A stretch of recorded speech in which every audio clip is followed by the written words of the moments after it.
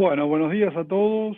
Gracias, Cohen, nuevamente por permitirnos, como todos los meses, este momento para intercambiar un poco opiniones y puntos de vista y que de este lado les muestre algunas de las cosas que sobre todo estamos mirando en este mundo y en esta Argentina tan difíciles. Así que bueno, estaba guardando algunos segundos para que vayan entrando todos. Ya somos muchos, así que podemos tranquilamente comenzar. Hoy la charla, a diferencia de otras ocasiones, no la dividí en internacional y local. Opté por hilvanar las dos cosas porque, bueno, como lo decía el título de la charla, básicamente el foco o el punto está puesto en el cambio de contexto que se está observando en los últimos meses en el mundo, y bueno, y cómo ese cambio de contexto podría llegar a ayudarnos, más allá de que nosotros no nos ayudamos a nosotros mismos. Pero bueno, volviendo a hacer un poquito de historia, ver cómo se ha movido la Argentina y bueno, en qué situación o característica podríamos encontrarnos hoy como para sacar algunas conclusiones, eh, considerando también los precios que tienen los activos argentinos. Bueno, básicamente es si nos cambia la suerte y los jugados que estamos a eso. Si la Argentina es un país que no tiene arresto, que llegó, vamos a ver, a lo que podría llegar a ser el final del ciclo adverso o el comienzo del ciclo global positivo, prácticamente sin nafta. Solo tenemos el olor de la nafta en el tanque y eso tiene algunas connotaciones, fundamentalmente en virtud del análisis de experiencias pasadas. Porque si no empezás a sentir rápidamente ese cambio de contexto, como pasó, por ejemplo, a principios de los 90, Argentina cayó en una hiper y en una situación muy compleja. En cambio, en la década al comienzo de los 2000, del 2000, el cambio de contexto le permitió a la Argentina evitar una situación parecida a la de los comienzos de los 90. Entonces, la duda que reside hoy es, obviamente, primero, si el contexto se va a mantener, segundo, si podemos, como en el 2003, evitar el cuarto gran mal, como lo hemos charlado en otras ocasiones, siempre sobre los finales de ciclo caemos en depresión, devaluamos y defaulteamos. Son los tres males que uno encuentra sistemáticamente en todos los procesos. El cuarto es un desorden inflacionario. Son las 4D. La del desorden inflacionario, como decía, a principios de los 90 se dio, a principios del 2000 no se dio, y es uno de los grandes interrogantes que tenemos hoy. Este gráfico lo sigo mostrando y lo voy a seguir mostrando recurrentemente. Hemos agregado algún otro como para ir viendo dentro de lo que es la tendencia del dólar histórica, las distintas fases y distintos ciclos que hemos ido viviendo. Este gráfico, lo paso rápido porque ya lo hemos visto en varias charlas, está expresado de otra manera en este otro gráfico, que son los ciclos del dólar. Vemos que son ciclos de 16 años, más o menos, de 16, 20 años, donde tenemos 8, 10 años para arriba, y después tenemos 8, 10 años para abajo. Como ustedes podrán ver, tenemos el primer ciclo desde 1979 al 95, en donde la primer parte del ciclo, los primeros años son adversos, son los que terminan, como les dije, en la crisis de finales de los 80, comienzos de los 90. Fue muy fuerte, fíjense que de todos los ciclos fue el peor, el más duro. Vuelvo un gráfico para atrás.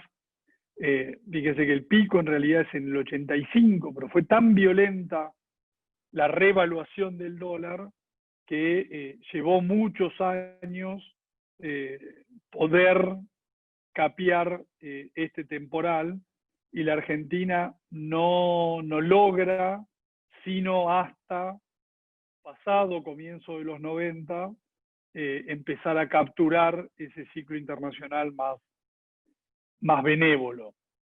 El segundo ciclo va desde el 96 hasta el 2012, que vendría a ser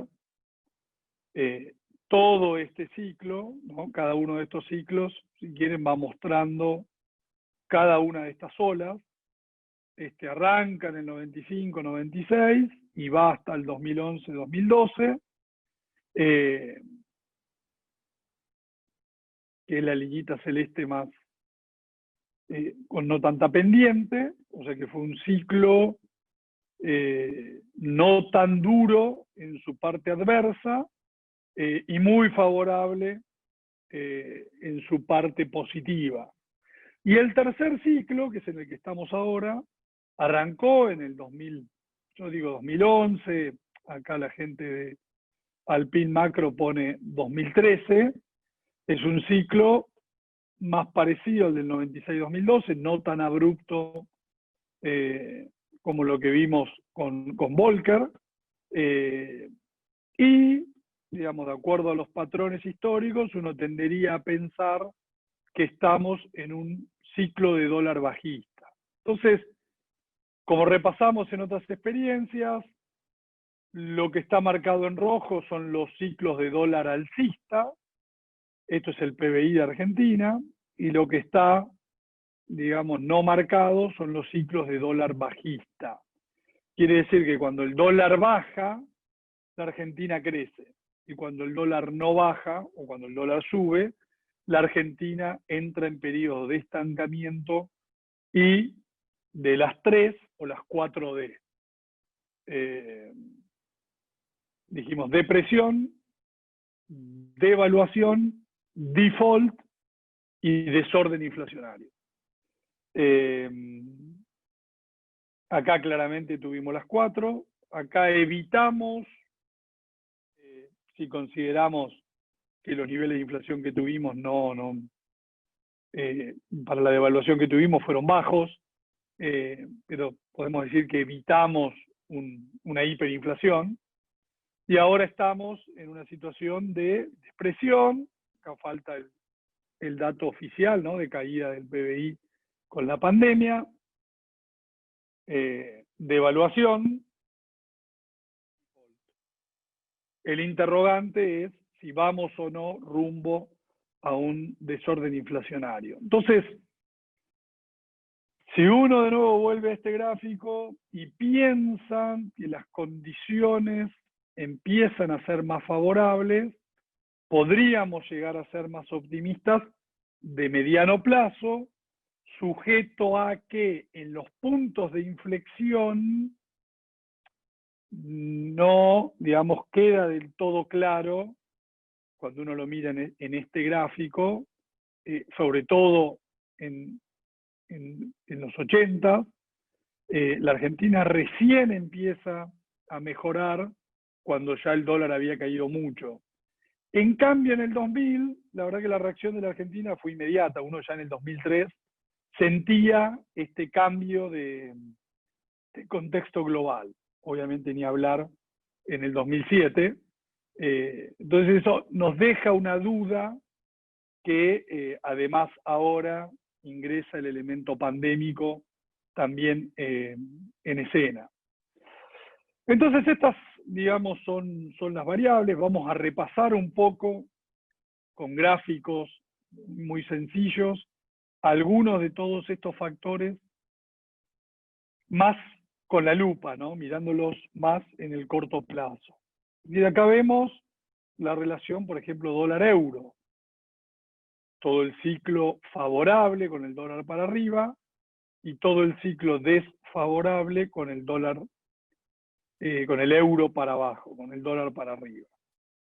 Tuvimos un falso veranito que fue el 2017, esto ya lo charlamos, fue cuando Macri gana la elección de medio término, la economía se recupera, la moneda se aprecia violentamente, viene el carry trade, todo el mundo nos presta plata, bono a 100 años, bono en pesos a 10 años, acciones volando, Galicia $70. No logró quebrar la tendencia, tiene la crisis de 2018-2019, y a partir de finales de mayo, junio, hay un euro que de nuevo nos muestra un veranito o un cambio de tendencia. A diferencia del anterior, hay un corte en la tendencia bajista de dos monedas, euro-dólar, que se pelean para devaluar, ¿no? Porque las dos quieren recrear inflación. Entonces, por ejemplo, Europa, el Banco Central Europeo, está muy preocupado porque una apreciación del euro va en contra del objetivo del Banco Central Europeo, que es recrear inflación. Entonces, ahí entran a jugar otras monedas. Hoy vimos como el Banco Central Europeo, perdón, el Banco Central de Inglaterra, anuncia que empieza a explorar la posibilidad de trabajar con tasas de interés negativas. Obviamente que se desploma la libra esterlina, y hay una carrera, si ustedes quieren, entre todos estos bancos centrales, una especie de carrera devaluatoria, lo cual implica, y el Banco Central inglés en este sentido suele ser un leading de la Reserva Federal. Entonces, es interesante lo que anunciaron hoy, porque puede ser, obviamente que el Banco Central Europeo ya está con tasas de interés real negativas, pero puede ser que es algo que hoy la Reserva Federal no está contemplando, pero no habría que descartarlo hacia adelante.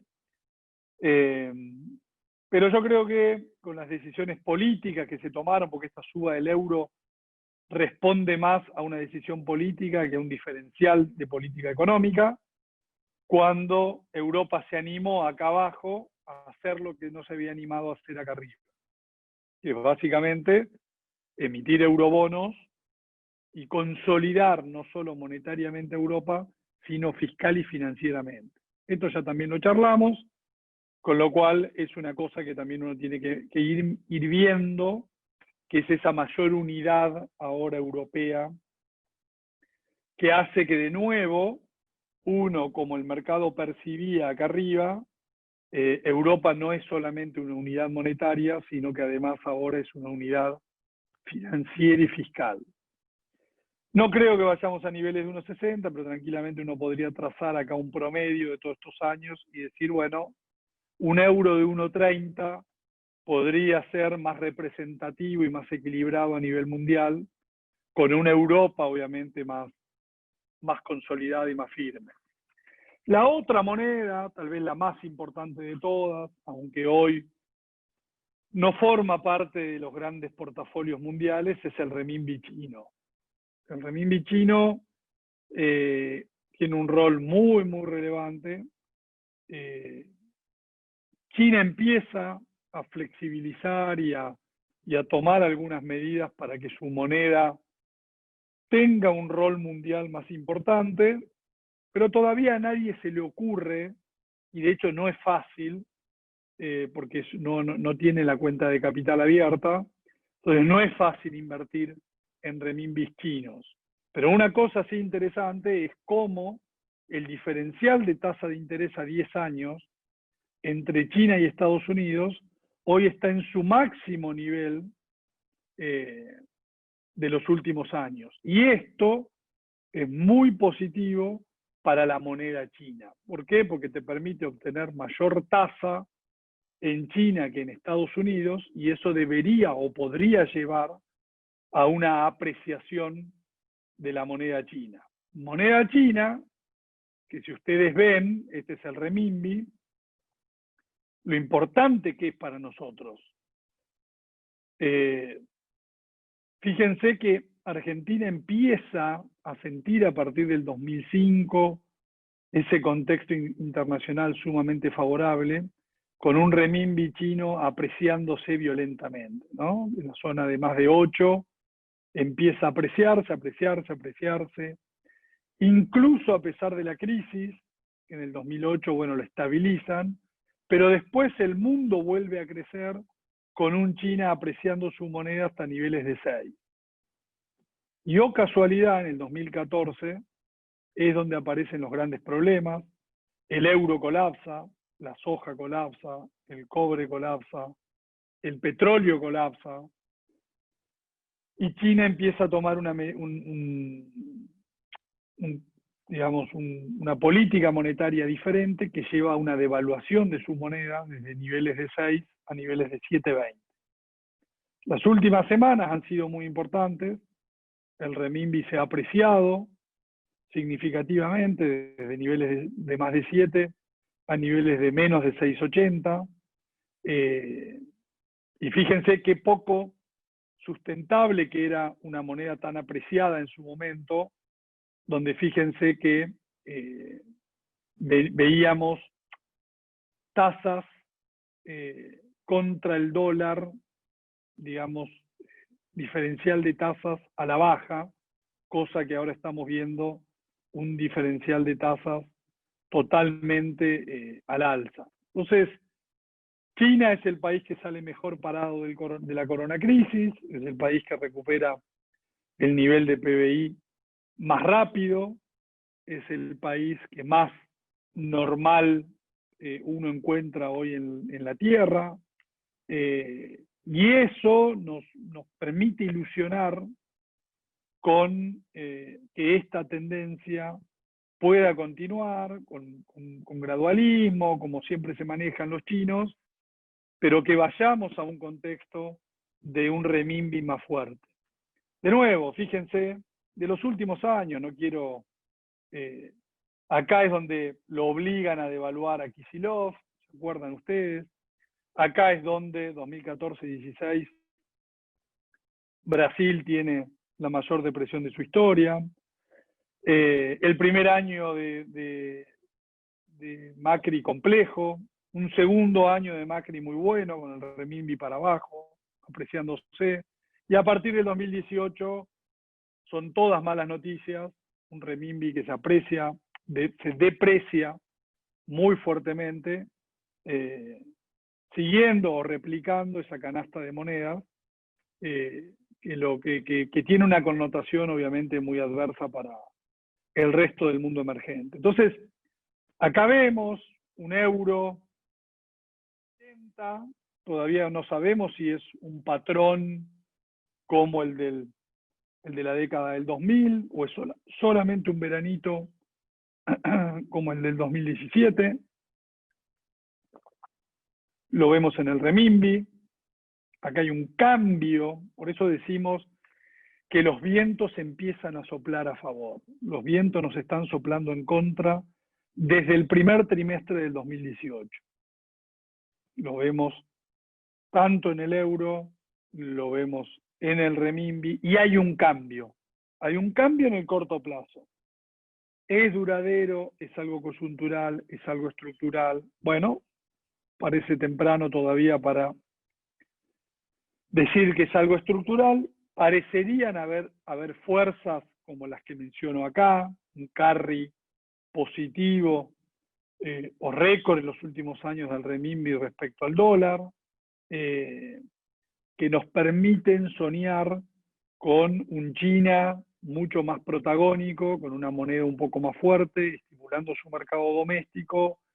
Eso le mejora el poder de compra, puede comprar más materias primas, y estructuralmente el mundo crece cuando el dólar se devalúa y el mundo crece menos cuando el dólar se aprecia. Entonces, empezamos a ver algunos cambios en ese sentido. Vamos a algunos primos lejanos, básicamente vemos el dólar australiano, el dólar canadiense y el real brasileño, el peso chileno. Entonces, de nuevo, hasta el 2011, 2013, depende del periodo, veníamos con monedas apreciándose, más allá de la crisis del 2008, y a partir del 2013 empieza el ciclo adverso. Recuerdan que veníamos hablando de los ciclos, ¿no? Se termina el ciclo positivo en el 2012, empieza el ciclo negativo en el 2013. Es un ciclo negativo para todos, y fíjense cómo se mueven al unísono el dólar canadiense, el dólar australiano, el real brasileño, el peso chileno, y también uno podría decir el peso argentino, aunque como acá tenemos un problema de nominalidad, no lo podemos poner en un gráfico porque es un desastre. Agarramos o intentamos agarrar monedas más estables, que reflejan de todas maneras nuestros típicos comportamientos. ¿Qué vemos en los últimos meses?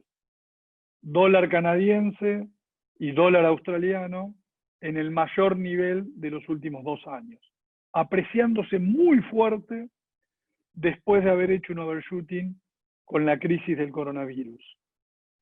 Latinoamérica, a pesar de que siempre se mueven igual, empieza recién ahora a mostrar alguna tendencia similar a estos primos lejanos, con los cuales compartimos un montón de fundamentos, porque básicamente vivimos de lo mismo, vivimos de exportar materias primas. Ellos con otras instituciones, con otra estabilidad monetaria, aunque Chile y Brasil se les parecen cada vez más, con otras reglas, pero en términos generales nos movemos más o menos igual. Entonces es interesante ver lo que sucede acá en los últimos meses.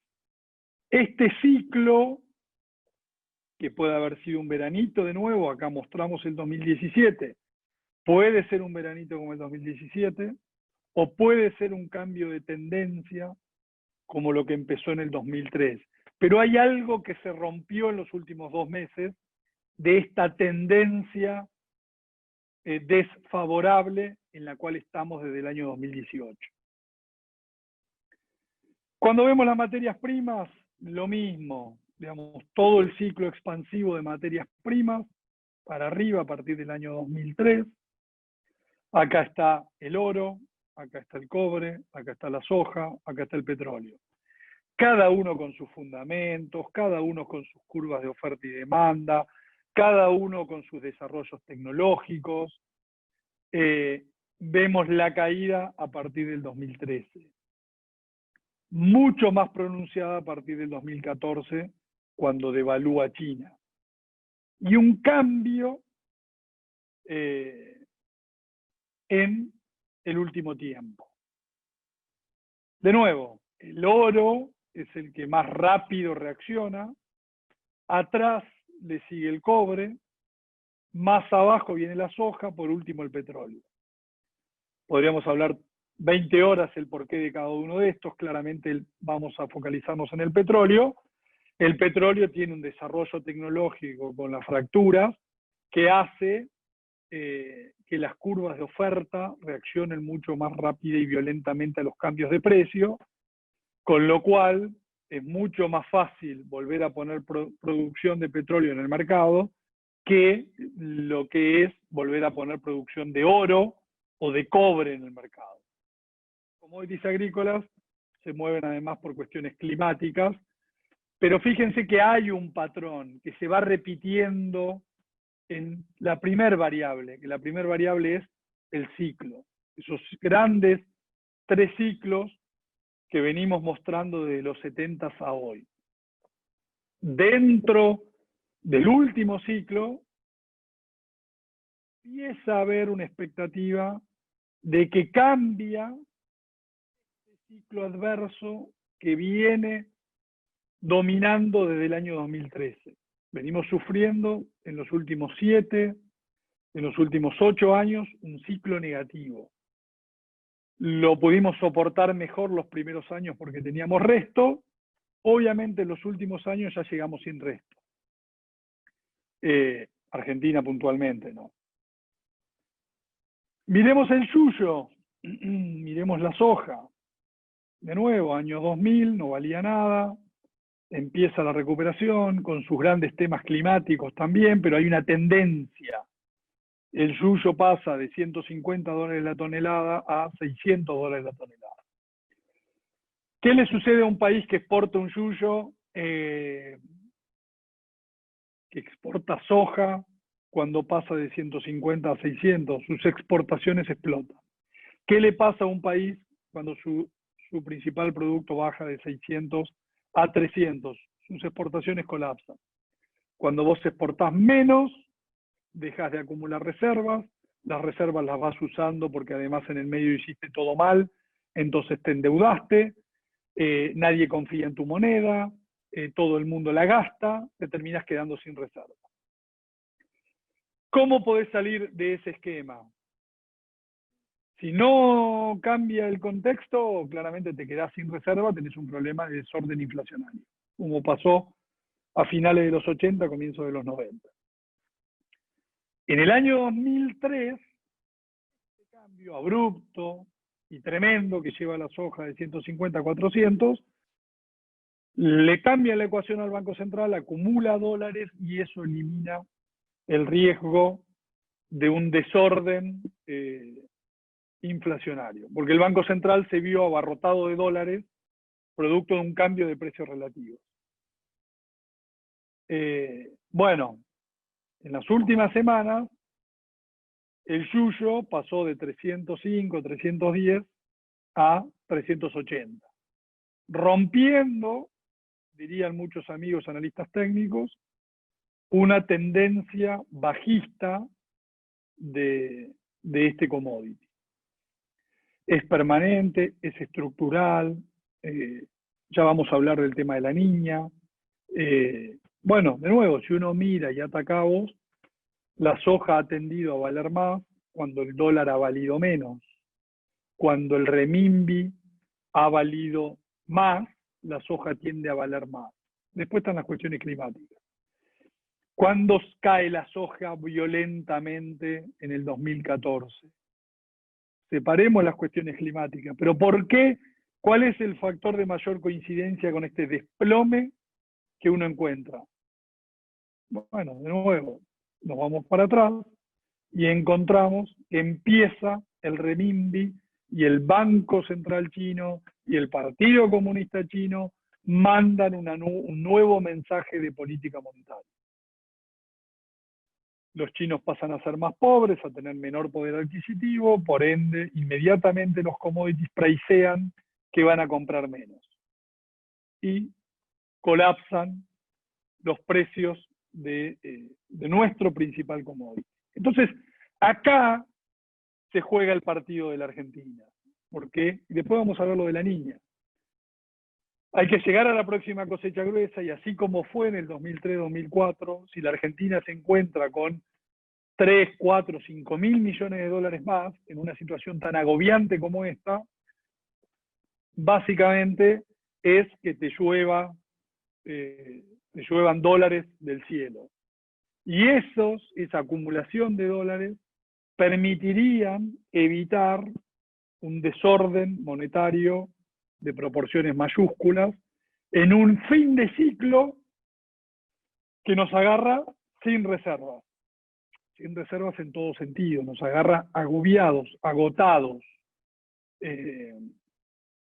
Entonces, vamos viendo cómo se hilvanan las variables. ¿Por qué? Este gráfico, Latinoamérica no siguió o no mejoró tanto como indicarían sus fundamentos. El euro, el renminbi, el cobre, el oro, la plata, el iron-ore, la soja, el maíz. ¿Por qué no seguimos a Canadá y Australia. Bueno, yo creo que además Latinoamérica tiene un efecto que yo llamo el LATAM pandémico, ¿no? Latinoamérica entra en cuarentena con Asia, Asia sale muy rápida de cuarentena y recupera niveles de actividad, y Latinoamérica queda enfrascado en una situación donde cuando uno mira las curvas, que empieza todo esto allá por marzo, los casos no llegan, hasta que se desata, fíjense, justo cuando cambia el contexto, que el contexto cambia a finales de mayo, principios de junio. Ahí empieza a subir los casos en Colombia, Perú, ¿no? Récord, Brasil, que pasa también rápidamente de 0 casos a más de 1000 muertos por día promedio. Entonces, como que Latinoamérica tiene además este efecto pandémico que, como muestran estos gráficos, empieza a ceder, y por eso yo creo que las monedas en las últimas ruedas, en la última semana, el real brasileño lo vimos pasar de 5,60 a 5,20 y pico. Lo mismo con el peso chileno, lo mismo uno empieza a ver con el sol peruano, lo mismo empezamos a ver con el colombiano. ¿Por qué? Porque empezamos a ver una tendencia, ¿no?, bajista en Colombia, de 300 muertos promedio por día, ya estamos en 200, en Perú de 300 muertos por día, ya vamos rumbo a 100, en Brasil de 1100 muertos promedio día hace poco más de un mes atrás, estamos en 800, es decir, empezamos a ver y a ilusionarnos con un cambio de tendencia también en la cuestión de la pandemia. Excepción, no lo pongo porque todos los días los noticieros nos agobian con esto, Argentina. Argentina recién da la sensación de que está entrando en esta meseta que tuvieron muchos de todos estos países. Con lo cual tal vez Argentina tenga un efecto adicional, que es la pandemia dentro del LATAM pandémico. O sea, un LATAM pandémico saliendo de la pandemia, pero una Argentina con un rezago a LATAM. Así como LATAM tuvo un rezago a Asia, Argentina tenga un rezago contra LATAM, porque viene además más atrás en el ciclo. El ciclo largo, cuando uno lo mira, los ETF de las acciones, básicamente acá están todos mezclados, LWZ, o sea Brasil, equity emergente, equity chino, equity de Asia sin Japón y equity de toda Latinoamérica. Arriba, ¿qué encontramos? Al equity emergente, al equity de Asia ex Japón, abajo encontramos a Latinoamérica y a Brasil. Si uno hace un zoom del post pandemia y vemos al Asia ex Japón, vemos al Standard & Poor's 500, o sea, la bolsa norteamericana, y vemos a Latinoamérica, ¿no? Caímos con ellos, recuperamos la primera parte con ellos, hasta que junio, en los casos, explota la pandemia en Latinoamérica y Latinoamérica se queda a total contramano del resto del mundo. ¿Puede romperse un patrón histórico como hemos visto o como vemos acá, que siempre más, menos, pero nos movemos con el mundo? Ahora fuimos para otro lado.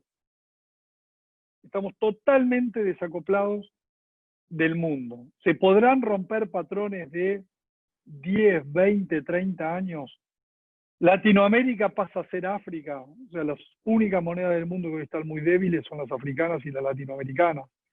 Latinoamérica se borra de los mapas de inversión mundial, o una vez que ceda la pandemia, Latinoamérica volverá al tablero. Empieza a haber algo de esto en Perú, en Colombia, en Brasil, que tímidamente sus monedas se aprecian, las acciones empiezan a subir, pero todavía claramente seguimos muy lejos de lo que es Asia. Entonces, vamos viendo estas cuestiones. Fíjense, el dólar australiano y el real brasileño. Van de la mano, salvo de julio, donde los dos se aprecian, pero uno cambia la dirección a partir de junio. Si la pandemia cede, uno debería, y el contexto se mantiene, y esto no sea solamente un veranito tipo 2017, nosotros creemos que deberíamos ver una convergencia de estos activos, que Latinoamérica recupere parte de todo este terreno perdido por tener esta característica puntual de la pandemia, ¿no? La economía se para en marzo cuando la pandemia arranca en Asia, y acá en realidad la pandemia explota en junio, cuando el mundo ya estaba en otra frecuencia. ¿Qué tenemos que ver con todo esto? Que nos movemos con el ciclo mundial, o sea, no es casualidad que nos hayamos movido en el 2017 para arriba, y no es casualidad que hayamos colapsado a partir del 2018. ¿Acá qué hay? Acá están papeles argentinos como Pampa y Macro, y acá hay papeles globales como Alcoa y ArcelorMittal. Nos movemos con ellos, más, menos, situaciones puntuales como pueden haber sido las PASO, pero vamos con las mismas tendencias que las cosas cíclicas del mundo. En el último rally, cuando uno hace un zoom, vemos cómo esos papeles cíclicos del mundo, nos caemos con ellos, recuperamos la primera parte con ellos siguen para arriba y nosotros colapsamos. Tranquilamente acá puedo poner también un papel brasileño, un papel peruano, un papel colombiano. Esta última baja claramente no, esta última baja es 100% Argentina, pero todo este desacople, incluso Argentina subió con la renegociación de la deuda en julio, cosa que no hizo el resto de Latinoamérica. El resto de Latinoamérica está estancado desde junio y se produce ese desacople, ¿no? Ese desacople del mundo. Mundo que este sector cíclico levanta, producto de todo lo que venimos esbozando. Dólar débil, apreciación de otras monedas, euro, renminbi, mejora de los precios de los commodities, mejora de los términos de intercambio, sube Canadá, sube Australia, no sube la TAM por la pandemia, no sube Argentina porque además está dentro de la TAM, no sube Argentina por la pandemia y por las noticias de los últimos días. Fíjense, un gráfico del contado con liqui y el real brasileño. Digamos, el contado con liqui estaba tranquilo hasta que se desata la pandemia, el real ya lo empieza a preciar antes, el contado con liqui sube después. Recuerden aquellas charlas en 80, 85 que decíamos hay que comprar contado con liqui. Fíjense lo que está pasando con el resto de las monedas de la región. El contado con liqui finalmente se pliega a esa suba. Entonces el real pasa de la zona de 4 a la zona de 6, el contado con liqui pasa de la zona de 80 a 130. Ahora, esto tiene cierre semanal, vemos que el real empieza a mejorar y el contado con liqui, si uno lo pone en precios de ayer, estamos en máximo, ¿no? O sea que nos estamos además desacoplando contra Latinoamérica, como que Latinoamérica tímidamente empieza a querer mostrar una convergencia hacia los activos con los cuales se mueve o se ha movido en su historia, y Argentina empieza a desacoplarse en relación a eso. ¿Por qué puede ser? Más allá de las noticias puntuales que yo creo que están incorporadas en los precios, creo que puede ser porque además Argentina está, hoy podríamos decir Argentina pandémico, mientras los casos bajan en Brasil, bajan en Colombia, bajan en México, en Argentina suben. Entonces, puede haber algo de eso, puede haber algo de endógeno, o puede haber algo, que es el principal para mí riesgo y temor, de que la situación ya no pueda ser controlada y vayamos a la última D, a la del desorden inflacionario. Y ahí claramente nos vamos a desacoplar contra todos.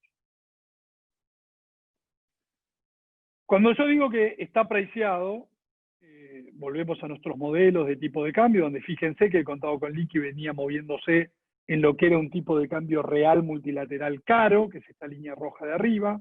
Con la pandemia se va a la zona de overshooting y se mantiene en zona de overshooting.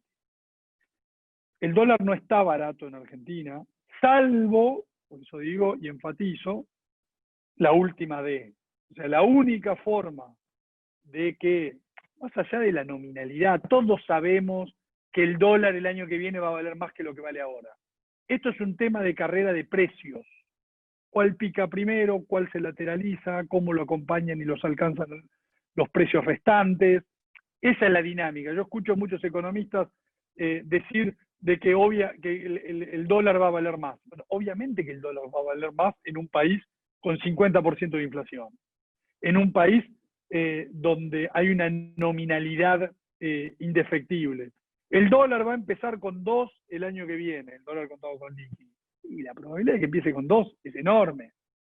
El punto es que es uno de los activos que primero pricea, y hoy en términos de tipo de cambio real, el dólar está caro, salvo que vayamos a un trimestre de 25-30% de inflación. Ahí es donde esto ajusta. Pero que cuando uno hace las compras en el súper, cuando uno compra cualquier cosa por Mercado Libre, cuando uno se toma un café, ahora que se puede, y lo dividís por 140 que vale el Blue, o 130 que vale el contado con liqui, la Argentina es un regalo. Es tan regalo como era en el 2003, que era una situación donde el tipo de cambio real estaba en el mismo nivel que ahora. Entonces, tenemos un nivel de tipo de cambio que está priceando con una alta probabilidad esta cuarta D, justo en un cambio de contexto. Y ahí es donde aparecen las duras y el tira y afloje. En un cambio de contexto global que todavía no lo sentimos por la pandemia. Entonces, obviamente que si no hubiese un cambio de contexto global, casi que la cuarta D es indefectible. Pero justo hay un cambio de contexto global, entonces eso es fundamentalmente lo que quiero reforzar y lo que quiero enfatizar.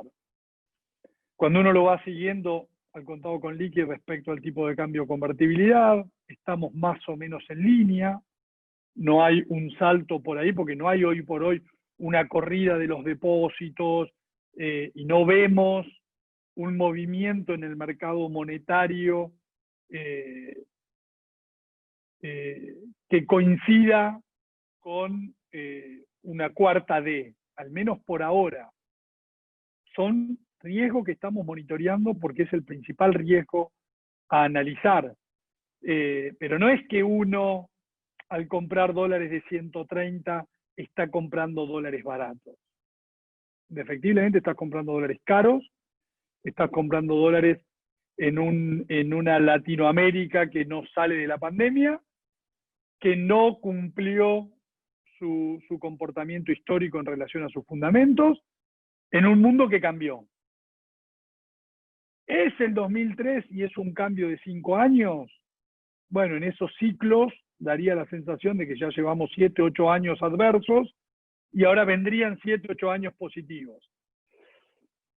No sé si estoy para enfatizar y jugarme 100% a ese escenario, pero lo tengo que estar mirando. No puedo no estar mirándolo. Con acciones valen lo mismo que valían en la crisis, digamos, anterior. Entonces, yo muchas veces confronto precios versus noticias. Cuando tus acciones, en un mundo donde las acciones se han puesto muy caras, están regaladas, obviamente que tienen incorporado el riesgo del derecho a propiedad, el riesgo del acceso al mercado único libre de cambio, tienen incorporado mucho de todos estos elementos. Si nos vamos al cuarto riesgo de la D, de la cuarta D, del desorden inflacionario, bueno, todo va a valer una décima parte de lo que vale ahora. Si estamos ante un comienzo de nuevo ciclo global, claramente hay mucho terreno para recuperar. Entonces,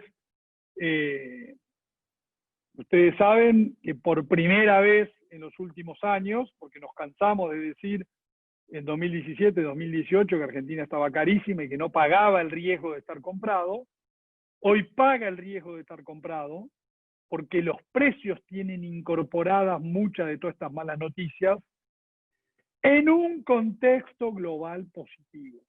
Yo no estoy comprando Argentina, hablo de portafolios fundamentalmente locales, porque me gusta lo que está haciendo el gobierno. Básicamente, lo que digo es, ojo que cambió el contexto global. Y si esto, como están mostrando muchos analistas a nivel internacional, es el comienzo de un nuevo ciclo de 5, 10 años de dólar a la baja, la historia muestra que por más que nosotros hacemos todo mal, tiende a sacarnos del fondo del agujero. ¿Por qué? Y porque las expos son de 5.000 millones de dólares más, además le va bien a Brasil, entonces le exportamos un poco más a Brasil, y eso empieza a sentirse en la economía doméstica, empieza a sentirse en la reserva del Banco Central, con lo cual el riesgo de tener la cuarta D empieza a disminuir, entonces los activos tienen que empezar a preciar que ese riesgo es menor, y ahí empieza la recuperación del valor de los activos argentinos.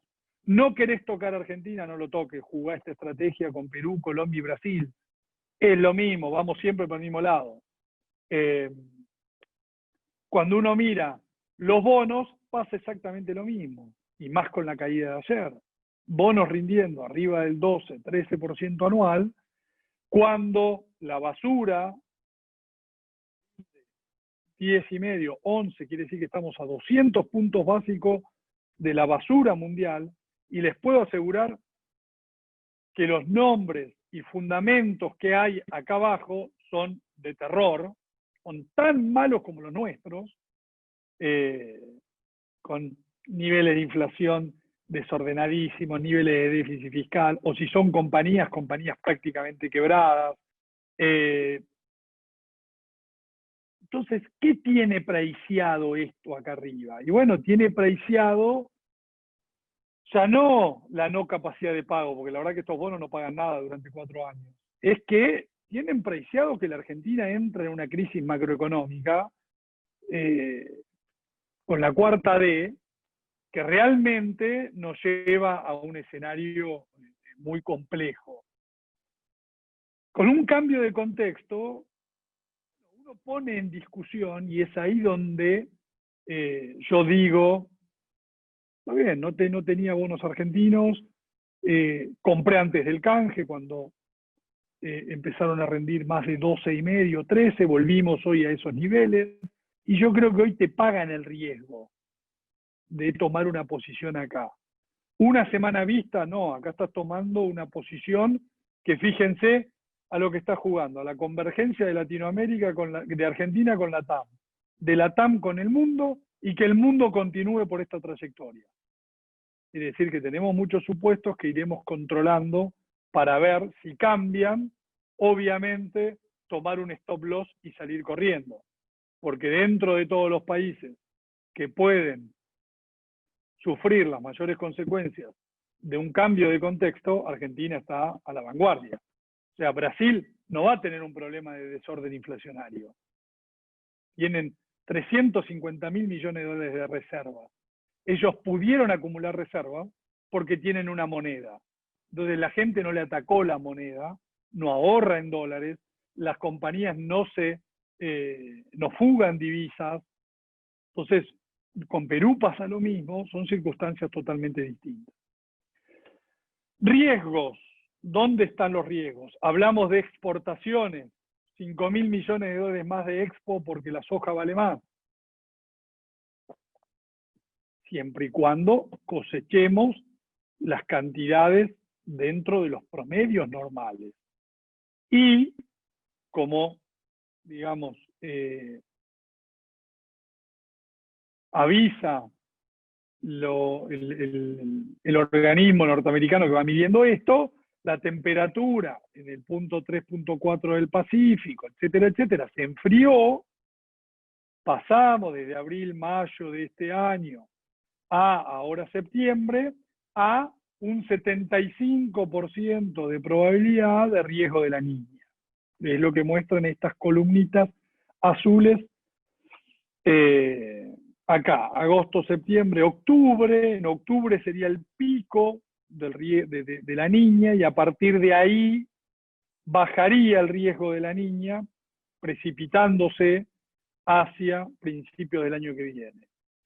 Quiere decir que estas condiciones empezarían a dar la vuelta, no lo puse ese gráfico, según los modelos probabilísticos que van manejando, los mismos que hoy elaboran estas probabilidades, e iríamos a condiciones neutrales hacia febrero del año que viene. ¿Por qué es muy importante esto? Porque la Argentina necesita que llueva entre diciembre y febrero para la cosecha gruesa. Entonces, hoy estamos con condiciones climáticas muy adversas. Puntualmente hoy, podemos decir, no importa tanto que llueva, perdónenme lo que saben de campo, por el tema humedad en la tierra, etcétera, etcétera. Pero bueno, la buena noticia es que este fenómeno tendería a empezar a ceder a partir de octubre. Y las probabilidades de la niña empezar a bajar muy fuerte a partir de diciembre. Eso debería llevarnos a condiciones climáticas no tan adversas y por ende a que las cantidades estén dentro de los promedios históricos. Este es un riesgo que claramente también tendremos que ir monitoreando. Le pasó a Macri con la cosecha del 2018, con condiciones de la niña muy fuertes que le afectaron en las cantidades, que cayeron las cantidades de soja a 30 millones de toneladas, y claramente tuvimos no solo un shock externo por el cambio de contexto, sino que además sufrimos la caída de exportaciones por el factor cantidad. Cayeron las cantidades y cayeron los precios. Así que ese es un riesgo muy importante a monitorear. Y el otro riesgo es un cambio de contexto de todo lo que estamos mirando, digamos, ese ciclo de 16, 20 años, que ya transcurrimos la mitad y parecería empezar a entrar en un ciclo positivo que efectivamente se siga materializando. Con lo cual, que no haya nada inesperado por parte de la Reserva Federal, que los líderes europeos sigan en esta nueva unidad que no se animaron a plasmar en 2010, 2011, cuando el euro valía 1,60 y el euro empezaba a ser una nueva moneda de referencia a nivel mundial. Se animaron 10 años más tarde a hacer lo que no se habían animado a hacer una década atrás, que se mantenga ese nuevo eurozona, que no solo es una unidad monetaria, sino que ahora también es una unidad financiera, y que no haya grandes desbalances geopolíticos que provoquen de nuevo un flight to quality, una fuga de todo el mundo hacia el dólar gana centralidad, el dólar se aprecia y obviamente estamos en un cambio de contexto, y esto que estamos viendo ahora es solamente un veranito como el que vimos en el 2017, que ni siquiera pudimos aprovechar como en el 2017 porque estamos en el medio de la pandemia. Así que bueno, con esto termino, cumplimos el tiempo, contestamos algunas preguntas que paso a leer ahora y bueno, y después los despido.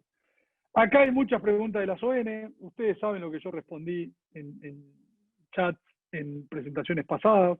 Para mí el riesgo de las ON era muy alto porque valían un montón para el país en el cual operaban.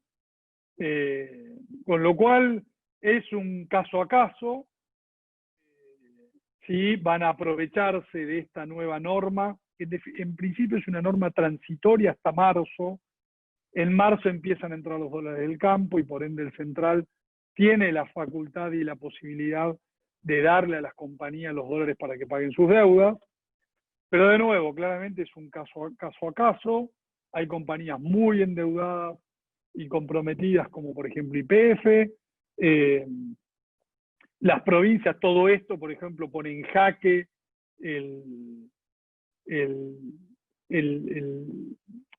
la reestructuración de las provincias, porque básicamente cuando uno hace el flujo que están discutiendo hoy acreedores y gobernadores, de cuál es el flujo de salida de los nuevos bonos, hoy a qué tasa se descuentan los nuevos bonos. Si el soberano rinde 13, cuentan al 15. Al 15 no hay manera de cerrar ninguna propuesta de reestructuración. Con lo cual, hoy eso queda todo en un stand-by, va a ser un caso a caso, que el mercado podrá ir recuperando la confianza en la medida que las compañías paguen. Veremos qué es lo que hace Banco Hipotecario, qué es lo que hace IRSA, qué es lo que hace Cresud, qué es lo que hace YPF. Y es un caso a caso. De nuevo, a mí, en circunstancias en las cuales hay bonos corporativos rindiendo 6, 8%, con un soberano rindiendo 12%, ¿en qué país operan esas compañías? Operan en Argentina.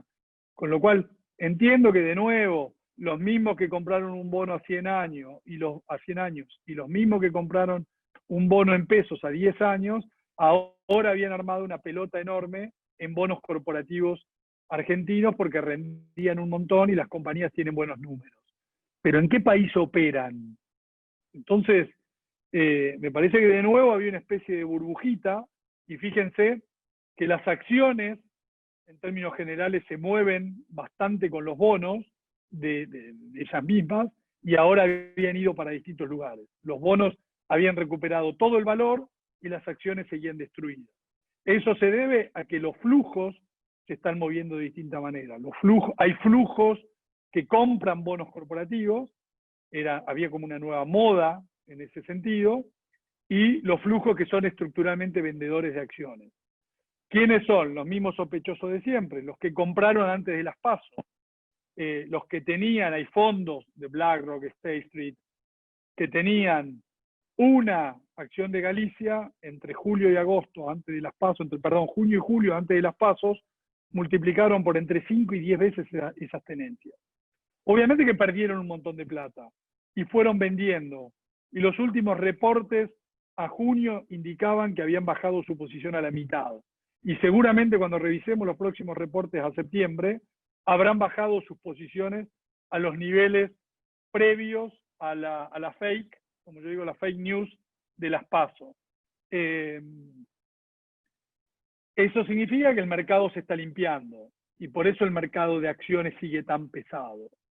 En cambio, en el mercado de deuda corporativa hay un boom de entrada, hay un carry trade, hay muchos fondos que se están armando apalancados contra dinero gratuito de Japón, de Europa, o dinero barato de Estados Unidos, para hacer esos carries en un mundo de tasa cero. Y bueno, hoy creo que estamos complicados porque la posición técnica ahí en las ON no es buena. No es buena por esto que les mencionaba, con lo cual va a seguir habiendo ruido. Creo que los bonos corporativos en 13, 13,5 empiezan a aparecer, los hedge funds, los fondos buitres a comprar. No creo que nos podamos ir mucho peor que eso. Entonces, de nuevo, la relación riesgo-retorno es distinta entre un activo y los otros. Bueno, pregunta del riesgo de desorden inflacionario. Nada, hay que seguir mirando las variables.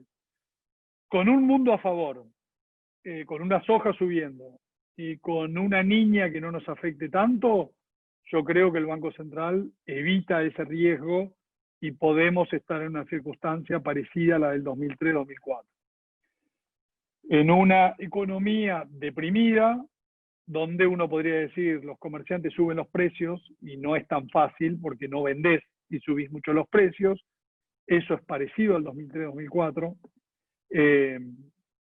y en donde una de las grandes variables a monitorear son los ajustes salariales. Si empiezan a haber demandas como la de los policías de la provincia de Buenos Aires, y todas estas demandas se atienden, entonces estaremos en un problema.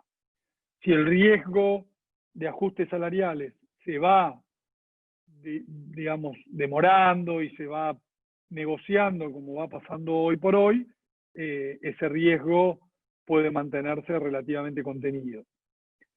Preguntan por equity, puntualmente qué empresas, muchas de las que venimos mencionando, que son los fierros, las Aluar se mueve con Alcoa ya duplicó de valor, las Ternium se mueve con Gerdau, con Siderar, con ArcelorMittal, con Siderúrgica Nacional de Brasil, las Loma, hay un boom de la construcción en Argentina, no se consigue ladrillo, no se consigue cemento, esos son hard assets muy subvaluados, muy baratos, que a este precio de dólar, obviamente carteras de riesgo estoy hablando, a este precio de dólar uno por ahí prefiere ir a comprar esos activos que ir a comprar directamente dólar. Obviamente que tiene otro riesgo, pero son papeles interesantes. Puede haber algo también, aunque es un sector más regulado, pero puede haber algo en el sector petrolero, donde ahí Pampa es un player, donde Vista, el último balance de Vista realmente fue muy bueno y es la compañía que más puede crecer en lo que es Vaca Muerta. Pero bueno, son todas apuestas en Argentina, riesgosas, muy atractivas porque las valuaciones en términos absolutos y relativos son muy interesantes, sabiendo que si se plasma el riesgo de la cuarta D, van a caer 80% más, a pesar de que ya cayeron 80%. Entonces, iremos monitoreando el riesgo en este marco, ¿no? ¿Qué otra alternativa hay si uno tiene pesos? Bueno, depende del riesgo. Si uno es un inversor muy conservador, no te queda otra que comprar dólares. Si uno es un inversor un poquito más propenso al riesgo, puede haber oportunidades en los bonos en dólares, puede haber oportunidades tal vez en esta caída en algunas ONs corporativas, puede haber oportunidades en acciones para los más avesados al riesgo. Pero de nuevo, depende de tu perfil de riesgo, y siempre para definir tu perfil de riesgo tenés que pensar si con lo que estás dispuesto a invertir, cómo te sentís si lo que tenés vale la mitad dentro de un año. Esa es la única manera de saber si el riesgo que estás asumiendo es verdaderamente representativo del riesgo que vos creés que tenés. Si yo invierto 100 y el año que viene tengo 50, ¿qué onda? No, bueno, espero. Bueno, es una buena respuesta. Me mato, vendo abajo, me voy del país. Bueno, no, claramente comprar dólares. Porque a la larga lo que te puede pasar es que haya cosas que hoy suban y que el dólar lateralice, pero en un país que tiene inflación y desorden monetario, el dólar siempre va a ir subiendo. Lo que puede pasar es que haya otros activos que le ganen, pero con el dólar no vas a perder. Dólar Link, siempre hemos dicho y venimos escribiendo de que no vemos que los dólar link sean una alternativa en un contexto donde el gobierno más que definió que no va a devaluar, es un gobierno peronista, los gobiernos peronistas no devalúan. Devaluar, como muchos mencionan que hizo Kicillof o lo que fue la salida del cepo anterior, van a seguir por este esquema. Si hay una cosa que aprendieron es que el tipo de cambio fijo no va. Entonces van en este crawling peg, devaluando de a poquito, acompañando la inflación, no generando una distorsión en ese sentido, pero no veo el dólar link, que básicamente es una apuesta, una convergencia inmediata de los distintos tipos de cambio. No lo veo. Bueno, alguien que se enganchó tarde, que llama la cuarta D es desorden inflacionario. Gusta ponerle ese nombre y no otros para no generar más temores. Son riesgos que hay que ir monitoreando, obviamente. Así que bueno, por acá no hay más preguntas. Nos excedimos en la horita. Así que bueno, les mando un abrazo a todos, cuídense y a seguir surfeando esta ola argentina. Espero que las ideas, conceptos, ustedes saben que lo que yo trato de transmitir no es una opinión, porque todos tenemos opiniones y generalmente son erradas, sino encender inquietudes, ¿no? Cosas que ustedes puedan ir siguiendo, monitoreando y los vayan ayudando en el día a día a poder manejar mejor sus portafolios en un escenario realmente muy complejo. Así que bueno, un abrazo a todos, gracias a Cohen como siempre y nos encontramos el próximo mes.